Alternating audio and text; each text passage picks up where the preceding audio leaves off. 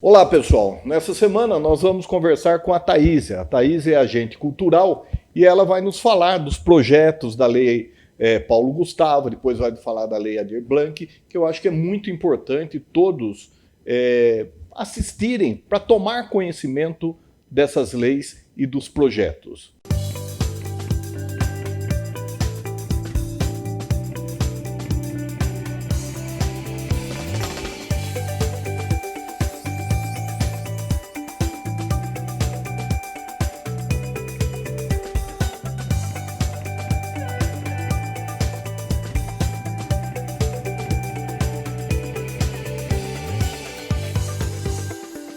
Olá, gente, como havia dito, então, nós estamos aqui com a Thaís. A Thaís, que é agente cultural, e vai tratar aqui de diversos assuntos da cultura, né?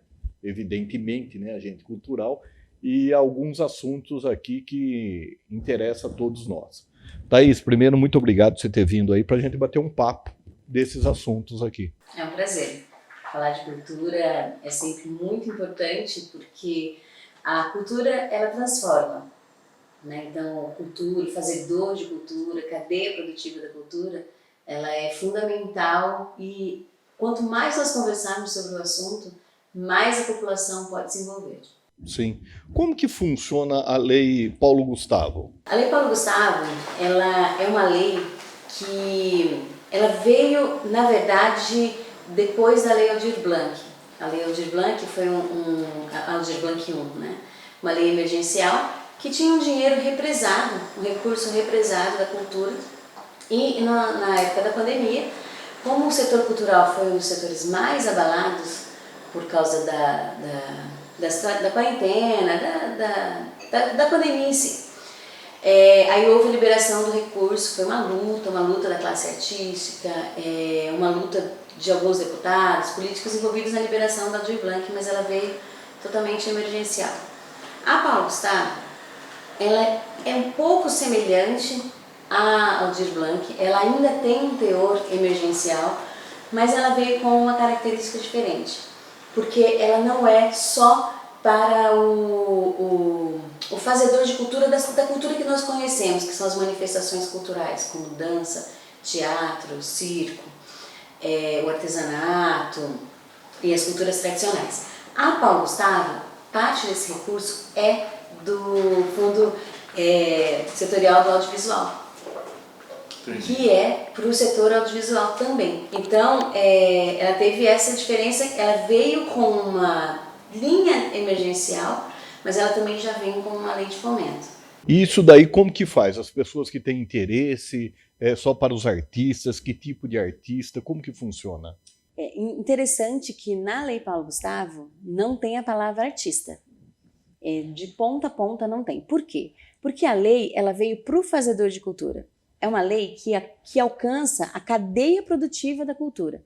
O que se entende? Entende-se que quando o artista ele está no palco, na ponta do palco, houve uma mobilização de trabalho realmente, né? Por trás para que ele conseguisse estar na frente do palco.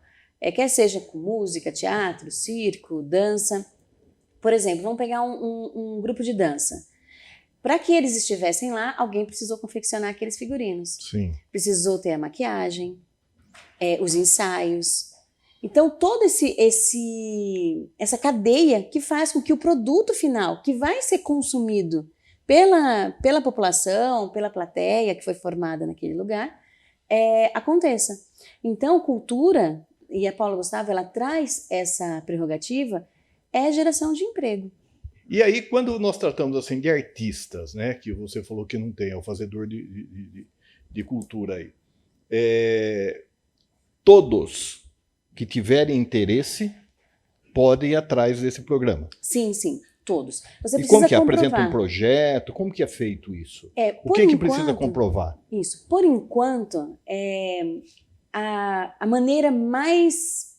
Não vou dizer que é uma maneira fácil, porque ela não é fácil, mas uma maneira mais conhecida da distribuição desse recurso é através dos editais. Ah, entendi. Isso. A prefeitura lança o edital Essa é uma verba federal. É uma verba federal e o município, tanto o estado como o município, eles são como distribuidores. Eles pegam essa verba, primeiro eles precisam sinalizar ao governo federal que eles têm interesse da verba. Certo. Né? E sinalizou, beleza. Aí o governo federal abre 2 contas no caso da Paulo Gustavo. Uma conta do audiovisual e uma conta das outras manifestações artísticas, que são artigos diferentes. Um é artigo 6º e um é artigo 8º, porque são fundos diferentes. Uma é do Fundo Setorial do Audiovisual e outra é do Fundo Nacional de Cultura. E aí a prefeitura ela vai abrir esses editais. Os editais são as únicas maneiras de fazer a distribuição desse recurso? Não. Mas por enquanto a gente não cria outras ferramentas e não discute com a população outras ferramentas, por enquanto é o caminho mais seguro, que traz segurança jurídica, tanto para a prefeitura, que é a administradora desse recurso que ela recebe do governo federal, como para o fazedor de cultura que vai receber esse recurso, porque ele precisa ter um entendimento que é um recurso público. Sim, sim. E ele vai precisar prestar conta desse recurso. Então, o fazedor de cultura presta conta para a prefeitura presta conta para o governo federal. E é muito interessante que nessas verbas, tanto a Aldir Blanc como da Paulo Gustavo, a prefeitura não presta conta para o Estado. É federal. Porque a verba é federal. Porque a verba é federal. E você trabalha em vários lugares com essa lei? Sim, sim. Eu atendo alguns municípios. Alguns municípios. E como que é a procura cada dia? Porque nós tivemos, no governo passado, nós tivemos uma suspensão dessa lei? Isso. Teve um veto da lei, né? E aí depois uma mobilização, foi derrubado o veto, até que a lei fosse liberada. Então atrasou demais. Atrasou muito. O que era para estar acontecendo esse ano, já era para a gente estar no 2º ano de Aldir Blanc. E a gente não conseguiu ainda nem o 1º ano de Aldir Blanc 2. Sei. A gente tem até o dia 11 de dezembro, a gente já vai falar sobre ela, né? Para entrar com um plano de ação, mas nem isso nós conseguimos. Por quê? Porque para Paulo Gustavo não é simplesmente pegar o recurso e distribuir. Precisaram acontecer as oitivas. O que são as oitivas? Ouvir a sociedade civil. A Avaré teve uma sacada muito interessante que começou a trabalhar essas oitivas ano passado, mesmo com a lei vetada. Entendi. Por quê? Porque sabia que ia acontecer. Então começou a trabalhar com a sociedade civil, ouvir o que a sociedade queria, quem são esses artistas, quem são esses fazedores de cultura de Avaré, onde eles estão, que áreas eles são divididos. Então foi feito um mapeamento, então todo um cuidado para que a gente conseguisse elaborar um edital e lançar um edital que fosse de encontro à necessidade desse fazedor de cultura. Então, mas quando, por exemplo, a Avaré falou assim, eu tenho interesse, qual é o valor dessa verba, eles que pedem, baseado no que a distribuição dessa verba? É o próprio governo federal que manda o valor. Eles fazem um percentual. A Avaré, agora eu não lembro de cabeça, acho que foi 780 mil, alguma coisa nesse sentido. E aí a Avaré ainda teve um chorinho a mais, porque de outros municípios que não fizeram a adesão, o governo federal redistribuiu para alguns municípios e a Avaré conseguiu ser contemplada nessa diferença. E daí é a Avaré que vai falar assim, para tal evento X, para tal evento Y. O governo federal não intervém em nada nesse sentido. Por isso que foram necessárias oitivas. Porque em cima das oitivas, o pessoal do artesanato, eu gostaria que fosse feito isso, isso e isso. E o resultado dessas oitivas foi o circuito cultural natalino, que quem foi contemplado foi a Rádio Avaré. O que é esse circuito? O circuito, ele contempla todas as manifestações culturais de Avaré. Desde culturas tradicionais, como capoeira, artesanato, música, teatro, dança, circo, a parte de cenografia. É completo, é um circuito completo e nós lançamos esse edital. E a empresa que foi contemplada foi a Rádio Avaré.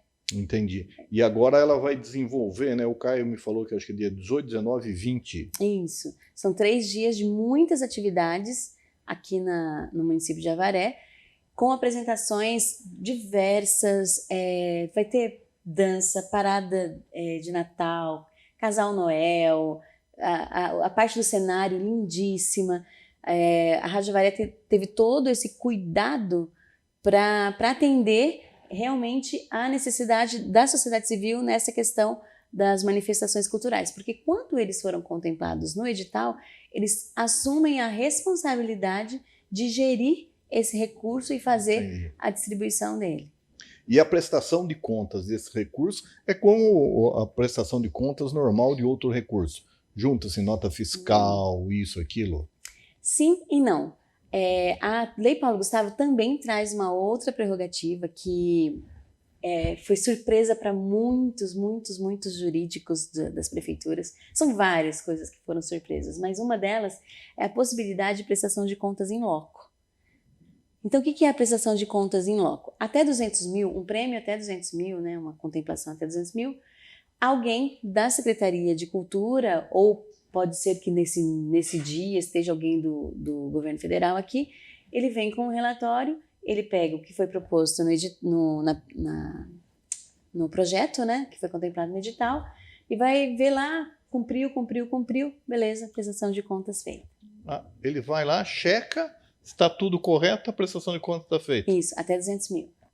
E acima disso daí é uma prestação de contas? Um relatório simples com recibos, notas fiscais, tem que bater junto com a planilha que foi apresentada. Porque essa prestação de contas é do fazedor de cultura, né, daquele agente cultural com a prefeitura. A prefeitura tem uma outra prestação de contas com o governo federal, onde ela vai listar quais os projetos que foram contemplados, aí ela tem que colocar CNPJ ou CPF, o valor, para poder fazer esse link. Entendi.